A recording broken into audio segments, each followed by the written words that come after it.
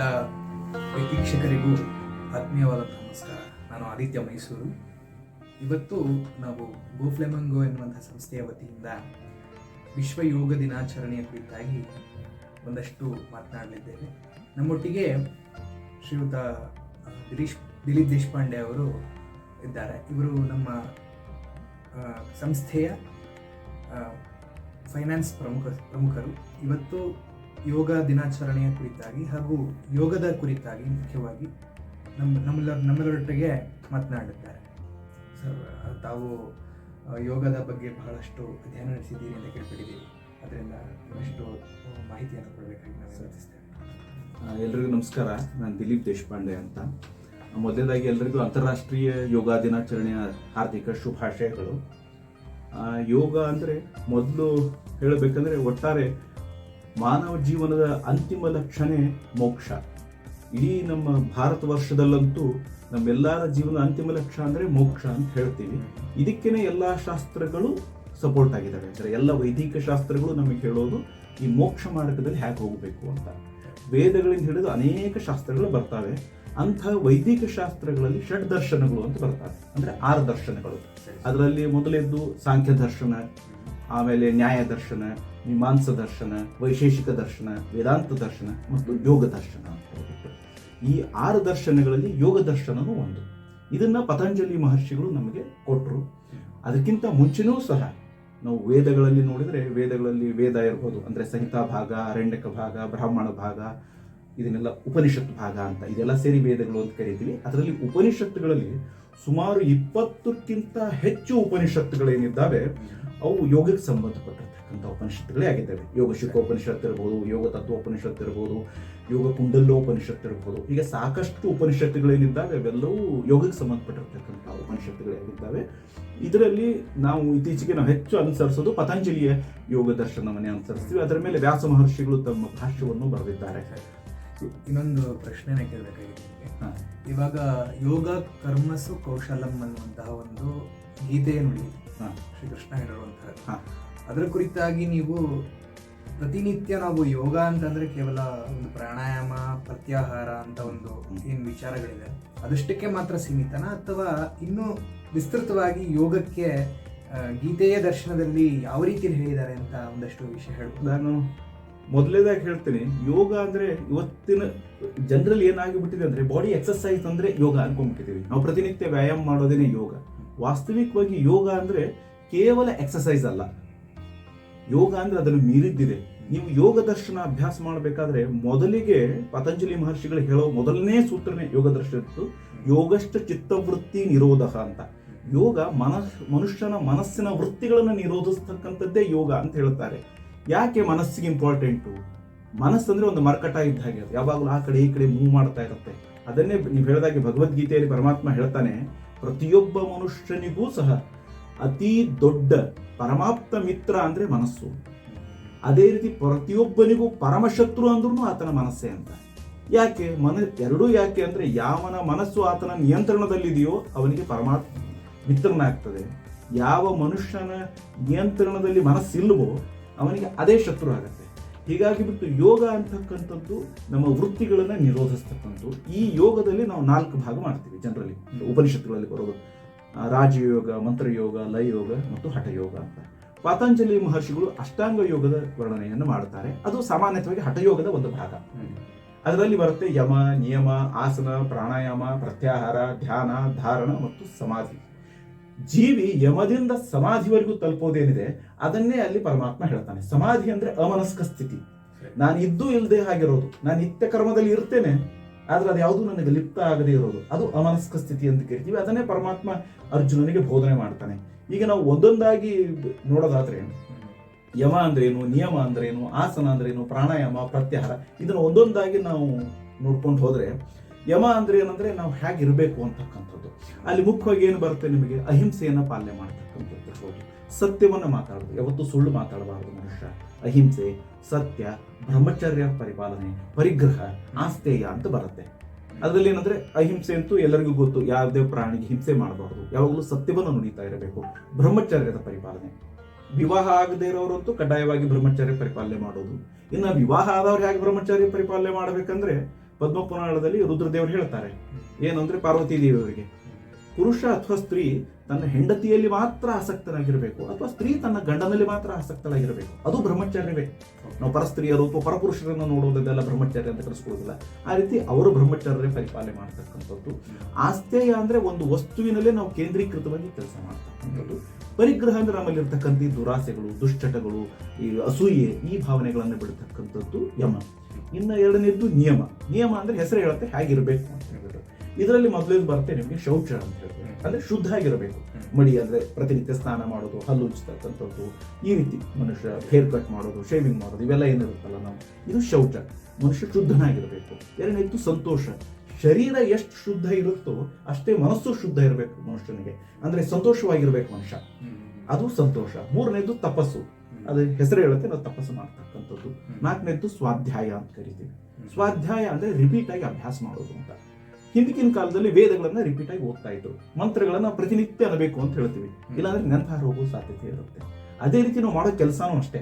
ಇವತ್ತು ನಾವು ಮನನ ಮಾಡೋದು, ಸ್ವಾಧ್ಯಾಯ ಮಾಡೋದು. ಇವತ್ತು ನಾವು ಕೆಲಸ ಮಾಡ್ತೀವಿ, ನಾನು ಅಕೌಂಟೆಂಟು, ನಾನು ಪ್ರತಿನಿತ್ಯ ನನ್ನ ಟ್ಯಾಲಿಯಲ್ಲೋ ಅಥವಾ ನನ್ಗೆ ಇನ್ನೊಂದು ಜೋಹೋದಲ್ಲೋ ನಾನು ಓಡೋದಲ್ಲೋ ನಾನು ಕೆಲಸ ಮಾಡ್ತಾ ಇದ್ರೆ ಏನಾಗುತ್ತೆ, ಪ್ರತಿನಿತ್ಯ ಕೆಲಸ ಮಾಡೋದ್ರಿಂದ ಅದು ನಮಗದು ಸ್ವಾಧ್ಯಾಯ.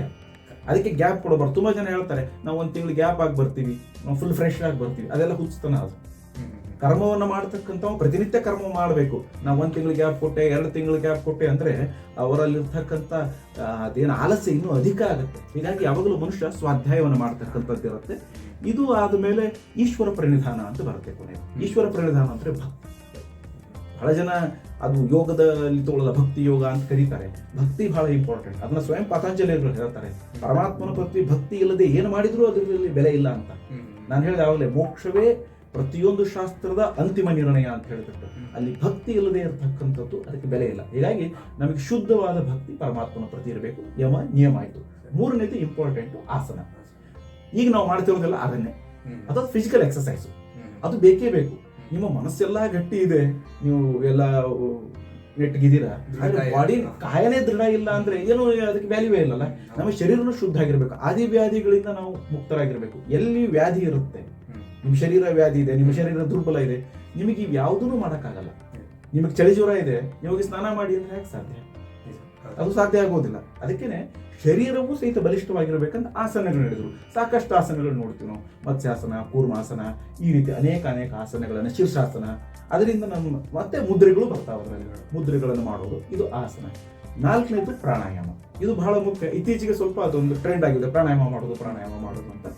ಹಠಯೋಗ ಪ್ರದೀಪಿಕಾ ಎಲ್ಲ ಪುಸ್ತಕದಲ್ಲಿ 8 ರೀತಿಯ ಪ್ರಾಣಾಯಾಮಗಳನ್ನು ಹೇಳ್ತಾರೆ. ಅದರ ನಂತರ ಇತ್ತೀಚೆಗೆ 12-16 ಪ್ರಾಣಾಯಾಮಗಳನ್ನು ಹೇಳ್ತಕ್ಕಂಥದ್ದಿದೆ. ಬಟ್ ನೀವು ಉಪನಿಷತ್ತುಗಳ ಕಾಲದಲ್ಲಿ ಏನಿತ್ತಂದ್ರೆ ಬರೀ 4 ಪ್ರಕಾರದ ಪ್ರಾಣಾಯಾಮ ಹೇಳ್ತಿದ್ರು. ಸೂರ್ಯಭೇದ, ಉಜ್ಜಾಯಿ, ಶೀತಲಿ ಮತ್ತು ಭಸ್ತ್ರಿಕಾ ಅಂತ ಹೇಳ್ಬಿಟ್ಟು ಈ 4 ಪ್ರಕಾರದ ಪ್ರಾಣಾಯಾಮಗಳನ್ನು ಮಾಡ್ತಿದ್ರು.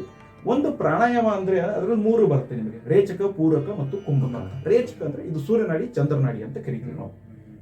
ವಾಯುವನ್ನ ತಗೊಳ್ಳೋದೇನಿದೆ, ಸಾಮಾನ್ಯವಾಗಿ 32 ಮಾತ್ರೆ ನೀವು ವಾಯುವನ್ನ ತಗೊಳ್ಬೇಕು. ಅದರ 3 ಪಟ್ಟು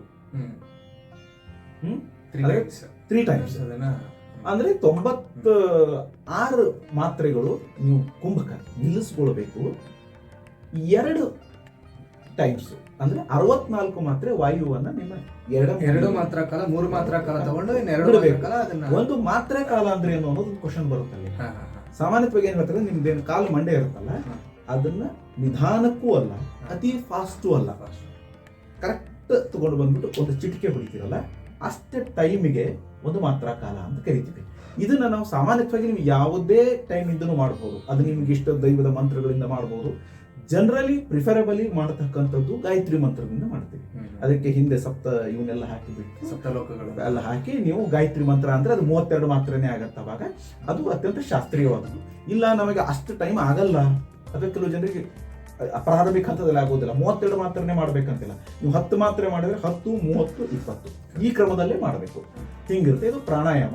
ಇದು ಯಾವ್ದಾವ್ದು ಪ್ರಾರಂಭದಲ್ಲಿ ಎಲ್ಲರೂ ಸೂರ್ಯವೇದಾನೆ ಮಾಡ್ತಿರ್ತಾರೆ, ಆಮೇಲೆ ಉಜ್ಜಾಯಿ, ಶೀತಲಿ, ಭಸ್ತ್ರಿಕಾ ಆ ರೀತಿ ಕಲ್ಕೊಂಡು ಹೋಗ್ತಕ್ಕಂಥದ್ದು ಇರುತ್ತೆ. ಇನ್ನು 4ನೇದು ಪ್ರಾಣಾಯಾಮ ಆದ್ಮೇಲೆ ಪ್ರತ್ಯಾಹಾರ ಅಂತ ಬರುತ್ತೆ. ಪ್ರತ್ಯಾಹಾರ ಅಂದ್ರೆ ಇದು ಊಟದ್ದು. ಮನುಷ್ಯ ಊಟ ಮಾಡತಕ್ಕಂಥದ್ದು ಅತ್ಯಂತ ಶಾಸ್ತ್ರೀಯವಾಗಿ ಮಾಡಬೇಕಾಗುತ್ತೆ. ಯಾವ ಟೈಮಿಗೆ ಮಾಡಬೇಕು, ಯಾವ ಟೈಮಿಗೆ ಮಾಡಬಾರ್ದು ಅಂತ. ಇದು ನೀವು ಭಗವದ್ಗೀತೆ ಹೇಳ್ತೇನೆ. ಭಗವದ್ಗೀತೆಯಲ್ಲಿ ಪರಮಾತ್ಮ ಹೇಳ್ತಾನೆ, ಅತಿಯಾಗಿ ಊಟನೂ ಮಾಡಬಾರ್ದು, ತಿನ್ನಬಾರ್ದು. ಹಾಗಂತೇಳಿ ನೀವು ತಿನ್ನದೇನೂ ಇರಬಾರ್ದು, ಮಿತವಾಗಿ ತಿನ್ನಬೇಕು. ಅತಿಯಾಗಿ ನಿದ್ರೆನೂ ಮಾಡಬಾರ್ದು. ನಾನು ನಿದ್ರೆನೇ ಮಾಡೋದಿಲ್ಲ. ಕೆಲವು ಜನರಿಗೆ ಬಹಳ ಭ್ರಮೆ ಇದೆ, ಯಾರು ಕಡಿಮೆ ನಿದ್ರೆ ಮಾಡ್ತಾರೆ ಅವ್ರು ಬಹಳ ಬುದ್ಧಿವಂತರು ಅಂತ. ಹಾಗಲ್ಲ, ಎಲ್ಲ ಹಿತ. ಎಕ್ಸಾಕ್ಟ್ಲಿ, ಯಾವುದು ಹಿತಮಿತವಾಗಿರ್ಬೇಕು. ಊಟ ಇರ್ಬೋದು, ನಿದ್ದೆ ಇರ್ಬೋದು, ಅದನ್ನೇ ಪ್ರತ್ಯಾಹಾರ ಅಂತ ಕರೀತೀವಿ. ಮುಂದೆ ಬರ್ತಕ್ಕಂಥದ್ದು ಧ್ಯಾನ. ಮನುಷ್ಯ ನಮಗೆ ಇಷ್ಟ ದೈವದ ಧ್ಯಾನ ಮಾಡಬಹುದು, ಅಥವಾ ಒಂದೇನೋ ಈಗ ನಾವು ಹಿಂದೂಗಳಲ್ಲಿ ದೈವ ಅಂತ ಕರ್ಕೊಳ್ತೀವಿ, ಅವ್ರವ್ರಿಗೆ ಇಷ್ಟಕ್ಕೆ ಬಂದ ಹಾಗೆ ಅವರು ಧ್ಯಾನವನ್ನು ಮಾಡ್ಕೊಳ್ಬಹುದು. ಅಂದ್ರೆ ಮನಸ್ಸನ್ನ ಏಕಾಗ್ರ ಮಾಡ್ತಕ್ಕಂಥದ್ದಿದೆ ಧ್ಯಾನ. ಧ್ಯಾನಕ್ಕೆ ಜೊತೆ ಬರುವುದು ನೆಕ್ಸ್ಟ್ ಧಾರಣ. ಈ ಧ್ಯಾನವನ್ನು ಧರಿಸುವುದು, ಅಂತರಂಗದ ಅರಿವನ್ನು ಮೂಡಿಸ್ತಕ್ಕಂಥದ್ದು ಧಾರಣೆ. ಧ್ಯಾನ ನೀವು ಮಾಡ್ತಾ ಇರ್ತೀರಿ, ಧಾರಣೆ ಅಂತರಂಗದ ಅರಿವನ್ನು ಮೂಡಿಸುತ್ತಲ್ಲಿ. ನೀವು ಜಪ ಮಾಡ್ತಿರ್ತೀರಿ, ಅದು ಅಂತರಂಗದ ಅರಿವು ಮೂಡಿಸ್ತಕ್ಕಂಥದ್ದು ಧಾರಣ. ಕೊನೆಗೆ ಬರೋದು ಮನುಷ್ಯ ಸಮಾಧಿ ಸ್ಥಿತಿಗೆ. ಇದು ಇಷ್ಟು ಮುಗಿಸಿ ಸಮಾಧಿ ಸ್ಥಿತಿಗೆ ಬಂದರೆ ಮನುಷ್ಯ ಅಂದ್ರೆ ತನ್ನನ್ನು ತಾನು ಪರಮಾತ್ಮನ ನೋಡ್ತಕ್ಕಂಥ ಸ್ಥಿತಿಗೆ ಬಂದ್ಬಿಡ್ತಾನ. ಅವಾಗ ಅಮನಸ್ಕ ಸ್ಥಿತಿ ಅಂದ್ರೆ ಇದು ಆಕ್ಚುಲಿ ರಾಜಯೋಗದ ಸ್ಥಿತಿ. ಅಂದ್ರೆ ನಾವು ಇದ್ದು ಇಲ್ಲಂಗೆ ಇಲ್ಲಿ ನಾವು ಮಾತಾಡ್ತಾ ಇದ್ದೀವಿ, ನಮ್ಗೆ ಈ ಲೌಕಿಕ ವಿಷಯಾಸಕ್ತಿ ಇರೋದಿಲ್ಲ. ಆದ್ರೆ ನಾನು ಮಾಡಬೇಕು ಆ ಕರ್ಮಗಳನ್ನ ಅಂತ ಹೇಳಿಬಿಟ್ಟು ನಾನು ಕರ್ಮಗಳನ್ನ ಮಾಡ್ತಿರ್ತೇನೆ. ಹಿಂಗಾಗಿ ಬಿಟ್ಟು ಏನಿದೆ ಅಂದ್ರೆ ಈ ಲೌಕಿಕ ಹಿತಾಸಕ್ತಿಗಳ ಬಗ್ಗೆ ಚರ್ಚೆ ಅಂದ್ರೆ ಈ ಲೌಕಿಕ ಕರ್ಮಗಳನ್ನ ಮಾಡ್ತಾನೆ ನಾವು ಅಲ್ಲಿ ಇದ್ದು ಇಲ್ದ ಹಾಗೆ. ಯಾವ ರೀತಿ ಅಂದ್ರೆ ಅಲ್ಲಿ ನಾವು ಕೆಸರಿನಲ್ಲಿ ಕಮಲ ಹುಟ್ಟುತ್ತಲ್ಲ, ಕೆಸರ ಸ್ಪರ್ಶ ಕಮಲಕ್ಕೆ ಆಗೋದಿಲ್ಲ, ಅದು ಸಮಾಧಿ ಸ್ಥಿತಿ. ಜೀವಿ ಆ ಸ್ಥಿತಿ ತಲುಪಬೇಕು, ಅದೇ ಯೋಗದ ಉದ್ದೇಶ. ಆ ರೀತಿ ಬಂದಾಗ ಏನಾಗುತ್ತೆ ಅಂದ್ರೆ ಅದ್ರ ಉದ್ದೇಶ ನಿಮಗೆ ಪೂರ್ಣ ಅರ್ಥ ಆಗುತ್ತೆ. ಕೊನೆಗೆ ಯೋಗಶಾಸ್ತ್ರದ ಎಂಡ್ ಬಂದು ಜೀವಿ ಮೋಕ್ಷವನ್ನು ಪಡಿತಾನೆ ಅಂತ.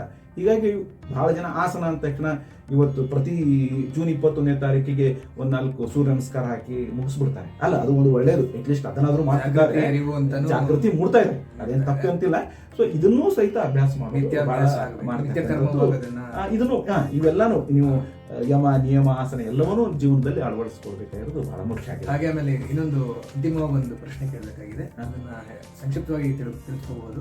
ಸೊ ಇದರಲ್ಲಿ ಜ್ಞಾನ ಕರ್ಮ ಸನ್ಯಾಸ ಯೋಗ ಅಂತ 3 ರೀತಿಯಲ್ಲಿ ಯೋಗಗಳನ್ನ ಗೀತೆಯಲ್ಲಿ ಹೇಳ್ತಾರೆ. ಅದನ್ನ ನೀವು ಸಂಕ್ಷಿಪ್ತವಾಗಿ ಸ್ವಲ್ಪ ಹೇಳ್ಬಹುದಾಗಿ? ನೋಡಿ, ಜ್ಞಾನ ಕರ್ಮ ಮತ್ತು ಸನ್ಯಾಸ ಏನಿದೆ ಅವು 3 ಇಂಟರ್ಲಿಂಕ್ ಇದೆ. ಜ್ಞಾನ ಅಂದ್ರೆ ಅವಾಗ ಹೇಳಿದಾಗ ಸ್ವಾಧ್ಯಾಯಾದಿಗಳನ್ನು ಮಾಡಿ ಪರಮಾತ್ಮನನ್ನ ಯಥಾರ್ಥವಾಗಿ ತಿಳ್ಕೊಳ್ತಕ್ಕಂಥದ್ದು ಜ್ಞಾನ. ಕರ್ಮ ಅಂದ್ರೆ ಈಗ ಅರ್ಜುನ ಕರ್ಮ ಮಾಡ್ತಿದ್ದ, ಯುದ್ಧ ಮಾಡೋದು ತಪ್ಪು ಅಂತ ನಮಗೆ ಅನಿಸ್ಬಹುದು ಮೇಲ್ನೋಟಕ್ಕೆ, ಆದ್ರೆ ವಾಸ್ತವಿಕವಾಗಿ ಅದು ತಪ್ಪಿರೋದಿಲ್ಲ. ಅದು ಅವನು ಕರ್ಮ ಮಾಡ್ಲೇಬೇಕು, ಅವನು ಮಾಡ್ಲಿಕ್ಕೆ ಹುಟ್ಟಿದ್ದಾನೆ, ಅದನ್ನ ಮಾಡ್ಲೇಬೇಕು. ಆದ್ರೆ ಸನ್ಯಾಸ ಅಂದ್ರೆ ಅದು ಲಿಪ್ತನಾಗದೆ ಮಾಡ್ತಕ್ಕಂಥದ್ದೇನಿದೆ, ಅಂದ್ರೆ ಅದಕ್ಕೆ ನಾನು ಸ್ಪರ್ಶ ಇಲ್ಲದೇನೆ ಮಾಡ್ತಕ್ಕಂಥದ್ದೇನಿದೆ ಅದು ಯೋಗ. ಅಂದ್ರೆ ಸಂಧಿಸುವಂತ ಅರ್ಥ. ಯೋಗ ಅಂದ್ರೆ ಕೂಡುವಿಕೆ.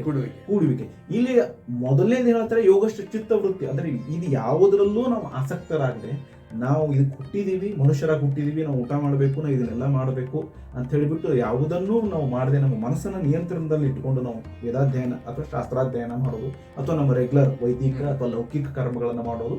ಸನ್ಯಾಸ ಅಂದ್ರೆ ನಾವು ಎಲ್ಲ ಬಿಟ್ಟು ಪತಿ ಪತ್ನಿ ಸಂಸಾರವನ್ನು ಬಿಟ್ಟು ತ್ಯಜಿಸಿ ಹೋಗೋದು ಸನ್ಯಾಸ ಅಲ್ಲ. ಆದ್ರೆ ಎಲ್ಲದರ ಜೊತೆ ಇದ್ದು ಅದರಲ್ಲಿ ಇಲ್ಲದಂತೆ ಬದುಕ್ತಕ್ಕಂಥದ್ದೇನಿದೆ ಅದು ಬಹಳ ಮುಖ್ಯ ಇದೆ. ಆಮೇಲೆ ಇನ್ನೊಂದು ವಿಷಯ ನಾನು ಹೇಳಕ್ಕೆ ಇಚ್ಛೆ ಪಡ್ತೀನಿ. ನೀವು ಕ್ವಶನ್ ಕೇಳಿದ, ಬಟ್ ಏನಂದ್ರೆ ತುಂಬಾ ಜನ ಇತ್ತೀಚೆಗೆ ಯೋಗದ ಬಗ್ಗೆ ಬಹಳ ಅವೇರ್ನೆಸ್ ಬರ್ತಾ ಇದೆ. ಎಸ್ಪೆಷಲಿ 2014 ನಮ್ಗೇನು ಗೌರ್ಮೆಂಟ್ ಅಥವಾ ಇಂಟರ್ನ್ಯಾಷನಲ್ ಕರೆ ಕೊಟ್ಟ ಮೇಲೆ 21 ವಿಶ್ವಗಳು 21 ರಾಷ್ಟ್ರಗಳು ಅದಕ್ಕೆ ಕೈ ಜೋಡಿಸಿ ವಿಶ್ವ ಯೋಗ ದಿನ ಅಂತ ಆಚರಣೆ ಮಾಡ್ತೀವಿ. ಈಗ 177 ದಿವಸಕ್ಕೆ ಬಂದಿದೆ ನನ್ನ ತಿಳುವಳಿಕೆ ಮಟ್ಟಿಗೆ. ಎಲ್ಲಾ ಕಡೆನೂ ಇವತ್ತು ಯೋಗ ದಿನ ಆಚರಣೆ ಮಾಡ್ತಾ ಇದ್ದೀವಿ. ಇದಕ್ಕೆ ಬಹಳಷ್ಟು ಜನರ ಕೊಡುಗೆ ಇದೆ. ಬಹಳಷ್ಟು ಪತಂಜಲಿಯಿಂದ ಹಿಡ್ಕೊಂಡು ಇವತ್ತಿನವರೆಗೂ ರಾಮದೇವ್ ಬಾಬಾ ಬಂದಿದ್ದಾರೆ. ಆಮೇಲೆ ನಮ್ಮಲ್ಲೇ ಪೇಜಾವರ ಮಠಾಧೀಶರಾದ ವಿಶ್ವಪ್ರಸನ್ನ ತೀರ್ಥ ಶ್ರೀಪಾದಂಗಳವರು ದೊಡ್ಡ ಯೋಗ ಪಟುಗಳಿದ್ದಾರೆ. ಇವರೆಲ್ಲರ ಜೊತೆ ಒಬ್ಬರು ನಾನು ನೆನೆಸ್ಕೊಳ್ಳಿಕ್ಕೆ ಇಷ್ಟಪಡ್ತೀನಿ, ಮಲ್ಹಾಡಿ ರಾಘವೇಂದ್ರ ಸ್ವಾಮಿಗಳು ಅಂತ ಶಿವಮೊಗ್ಗದವರು. ಬಹಳ ದೊಡ್ಡ ಯೋಗ ಪಟುಗಳು. 106 ವರ್ಷ ಬದುಕಿದ್ರು. ಶತಾಯುಷು 106 ವರ್ಷ ಅದ್ರ ಮೇಲೆನೆ ಬದುಕಿದ್ದಾರೆ. ಎಂತ ಯೋಗ ಪಟುಗಳು ಅಂದ್ರೆ ನಿಮಗೆ ಹೇಳ್ತೀನಿ ನಾನು, ಅವ್ರ ಜನರಿಗೆ ಕರೀತಿದ್ರು, ಬನ್ನಿ ಊಟಕ್ಕೆ ಹಾಕಿ ನಿಮ್ಗೆ ಇಲ್ಲಿ ಇರೋಕ್ ವ್ಯವಸ್ಥೆ ಮಾಡಿ ನಿಮ್ಗೆ ಲೌಕಿಕ ವಿದ್ಯೆಯನ್ನ ಕೊಡಿಸಿ ನಾನು ಯೋಗ ಕಲಿಸ್ತೀನಿ ಅಂದ್ರೆ ನಮ್ಮ ಜನ ಉಡಾಫೆಯನ್ನು ತಗೊಳ್ತಿದ್ರು. ಇವತ್ತು ಹೆಂಗಾಗಿದೆ ಅಂದ್ರೆ ನಾನು 10,000 ಕೊಡ್ತೀನಿ. ರಾಮದೇವ್ ಬಾಬಾ ಅವ್ರ ತಪ್ಪು ಸರಿ ಇಲ್ಲ, ಅವ್ರು ತುಂಬಾ ದೊಡ್ಡ ಯೋಗ ಪಟುಗಳು. ಅಂದ್ರೆ ಇಂಥ ಸಾಕಷ್ಟು ಯೋಗಿಗಳ ಹತ್ರ ದುಡ್ಡು ಕೊಟ್ಕೊಂಡು ನಾವು ಯೋಗ ಕಲೀಲಿಕ್ಕೆ ಹೋಗ್ತಾ ಇದ್ದೀವಿ. ಆದ್ರೆ ಮಲ್ಲಾಡಿ ರಾಘವೇಂದ್ರ ಸ್ವಾಮಿಗಳಂತ ಅವ್ರು ಜನರಿಗೆ ಕರೆದು ಹೋಗ್ತಾ ಇದ್ರು. ನಿಮಗೆ ಹೇಳ್ತೀನಿ ನಾನು, ರೀಸೆಂಟ್ಲಿ 94ರಲ್ಲಿ ನನ್ನ ಸ್ನೇಹಿತರೆಲ್ಲ ಅವ್ರ ಆಶ್ರಮದಲ್ಲಿ ಇದ್ದವರು ತಿಂಗಳಿಗೆ 600 ರೂಪಾಯಿ ಪೇ ಮಾಡ್ತಿದ್ರು. Just 600 rupees pay. ಅಲ್ಲಿ ಅವ್ರಿಗೆ ವಸತಿ ಊಟ ಎಲ್ಲ ಕೊಟ್ಟು ಯೋಗಾಸನ ಕಲಿಸಿ ಅಂದರೆ ಲೌಕಿಕ ಎಜುಕೇಷನ್ 8th 9th 10th ಅವೇನು ಕೆಲವು ಇರುತ್ತೆ ಅದನ್ನೆಲ್ಲ ಕಲಿಸಿ ಬರೀ 600 ರೂಪೀಸ್ ತಗೊಳ್ತಕ್ಕಂಥವ್ರು ಇದ್ದಾರೆ. ಮಲ್ಲಾಡಿ ರಾಘವೇಂದ್ರ ಸ್ವಾಮಿ ಇವತ್ತಿಲ್ಲ, ಬಹಳ ಜನ ಅವ್ರನ್ನ ನೆನೆಸೋದು ಇಲ್ಲ. ತುಂಬ ಜನರಿಗೆ ಇವತ್ತು ರಾಮದೇವ್ ಬಾಬಾ ಅವ್ರು ಇರ್ಬೋದು, ಶಿಲ್ಪಾ ಶೆಟ್ಟಿ ಅವ್ರು ಇರ್ಬೋದು, ಬೇರೆ ಬೇರೆ ಇವತ್ತು ಸಾಕಷ್ಟು ಜನ ಯೋಗ ಪಟುಗಳಿದ್ದಾರೆ, ಅವ್ರೆಲ್ಲರನ್ನು ಗೌರವಿಸ್ತಾರೆ. ಇವತ್ತು ಈ ಸಂದರ್ಭದಲ್ಲಿ ನನಗೆ ಯಾರು ತಮ್ಮನ್ನ ತಾವು ಇಡೀ ಜೀವನವನ್ನೇ ಅದಕ್ಕೆ ಮುಡುಪಾಗಿಟ್ಟಿದ್ರು ಯಾವುದು ಯೋಗ ಸಾಧನೆಗೆ, ಅಂಥವ್ರನ್ನ ನೆನೆಸ್ತಕ್ಕಂಥದ್ದು ಬಹಳ ಮುಖ್ಯ ಅನಿಸ್ತಾ ಇದೆ. ಬಹಳ ಚೆನ್ನಾಗಿ ಅಚ್ಚುಕಟ್ಟಾಗಿ ಜೊತೆಗೆ ಬಹಳ ಸವಿವರವಾಗಿ ನಮಗೆ ಶ್ರೀಯುತ ದಿಲೀಪ್ ದೇಶಪಾಂಡೆ ಅವರು ಯೋಗದ ಕುರಿತಾಗಿ ಹೇಳಿದ್ದಾರೆ. ಇದನ್ನ ಯೋಗ ಸಮಗ್ರ ಅಂತಾನೆ ಕರಿಬಹುದು, ಯಾಕಂದ್ರೆ ಸಂಪೂರ್ಣವಾಗಿ ಯೋಗದ ಮಾಹಿತಿಗಳನ್ನು ಒಳಗೊಂಡಂತಹ ಒಂದು ವಿಶೇಷವಾದಂತಹ ಕಾರ್ಯಕ್ರಮ ಇವತ್ತಿನ ಈ ಕಾರ್ಯಕ್ರಮ.